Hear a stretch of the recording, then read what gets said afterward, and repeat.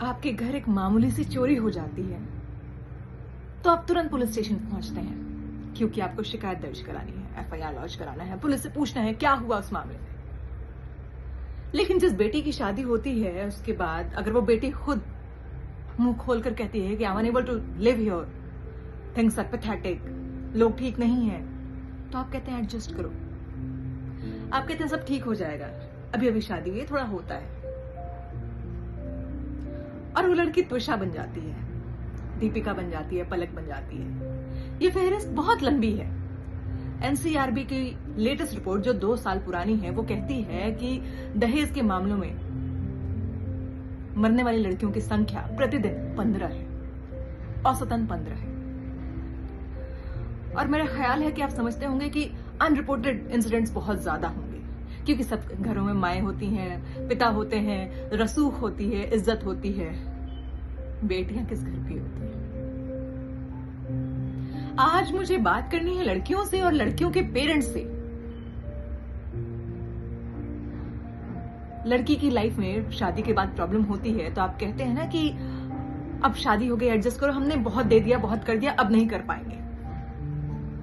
तो मेरा एक छोटा सा क्वेश्चन है, मामूली सा सवाल है कि आप इतना देते ही क्यों हैं कि आप इतने विवश हो जाएं कि आपको लगता है कि अब उतना देना वेस्ट हो जाएगा तो लड़की को हम वापस नहीं बुला सकते, लड़की के लिए कुछ नहीं कर सकते।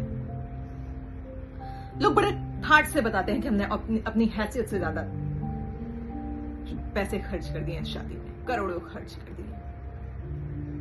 तो क्यों खर्च करते हैं? ट्रैफिक पुलिस से लेकर के पुलिस वाले और जो जिस डिपार्टमेंट में, जिस फ्रेटर्निटी में सरकारी क्लर्क है, जो भी लोग जो भी छोटी मोटी से बड़े बड़े अमाउंट्स तक रिश्वत लेते हैं, उन सबकी शिकायतें करते हैं ना, रिश्वतखोर है, ब्राइब लेता है, खराब है। और ये जो सबसे इलीगल है, सबसे इलीगल मामला है।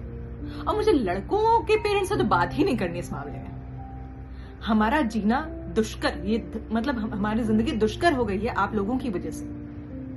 और जब मैं ये कह रही हूं तो मैं ये सभी लड़कियों के बिहाफ पर कह रही हूं। लव मैरिज हो, अरेंज मैरिज हो, कोई भी शादी हो, कितना आसान होता है आप लोगों के लिए कि हमें तो यहां से 1 करोड़ मिल रहा था, हमें तो ये मिल रहा था, जो भी व्हाट्सएवर। लेकिन लड़के अपने परिवार वालों से थोड़ा सा तो एक्सपेक्ट करेंगे कि जब वो मुंह खोलकर कह रही हैं, एटलीस्ट रेस्क्यू देम, क्वेश्चन कीजिए ससुराल वालों से। बेटी बेच तो नहीं दी है ना आपने। बहुत अजीब है कि सारे सवाल आपसे ही हो रहे हैं। सारे सवाल आपसे इसलिए भी हो रहे हैं क्योंकि दूसरी तरफ से कोई उम्मीद बची नहीं है। पहले ये घटिया सा तर्क दिया जाता था कि हमने अपने बेटे को पढ़ाया है तो हम तो पैसे लेंगे, जैसे बेटा बेचने निकले हैं। तो अब की लड़कियां तो सिलाई कढ़ाई बुनाई भी नहीं कर रही हैं, आपकी लड़कियां तो पढ़ लिख रही हैं, आपके बेटे के बराबर पढ़ रही हैं, कुछ कर रही हैं, कमा भी रही हैं।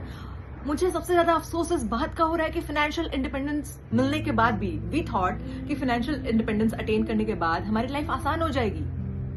एमबीए ग्रेजुएट्स, डॉक्टर्स, इंजीनियर्स, सब वर्किंग लेडीज मार दी जा रही हैं, मर जा रही हैं। हाँ, आप केरोसिन नहीं डालते हैं, आप मेंटली ड्रेन कर देते हैं। वो लड़की अकेली पड़ जाती है, बेबस पड़ जाती है। और आप कहते हैं कि आप सास ससुर हैं, आप अच्छा चाहते हैं। तो हम उस कंडीशनिंग से भी नहीं आते हैं जहां हमें सिखाया जाता है कि हाँ ठीक है, ससुराल जाना है तो नौकरों की तरह काम ही करना है। We have been living our life our own way. हमने इतनी पढ़ाई की है, मेहनत की है ताकि एक नॉर्मल लाइफ जी सकें। वो नहीं हो पाता है आपसे क्योंकि आपने वही लाइफ देखी है अपनी लाइफ में। तो आप आज की लड़कियों का भी जीवन दुष्कर कर रही हैं, दूभर कर रही हैं।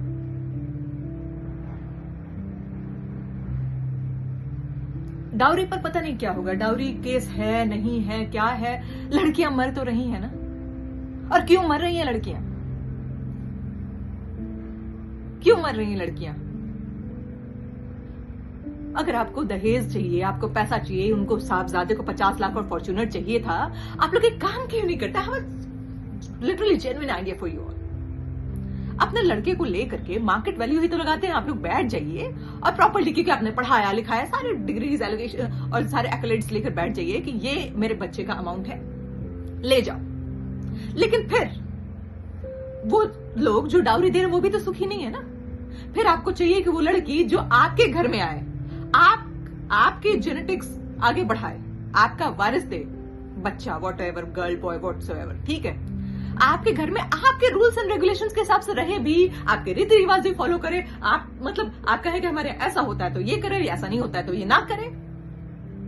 तो फिर जब आपने प्राइस टैग लगाया तो उसका क्या मतलब है?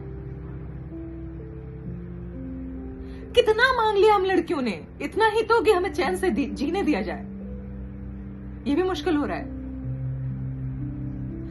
And to all girls out there, I humbly request, I plead to all of you, let's make a community, not with me but wherever you feel like। अपने एक सर्कल, अपना एक बहुत मजबूत सर्कल बनाओ, क्योंकि हमारे साथ कोई नहीं है तो हमें तो साथ आना होगा ना। ऐसे मरना नहीं है, प्लीज मत मरो ना।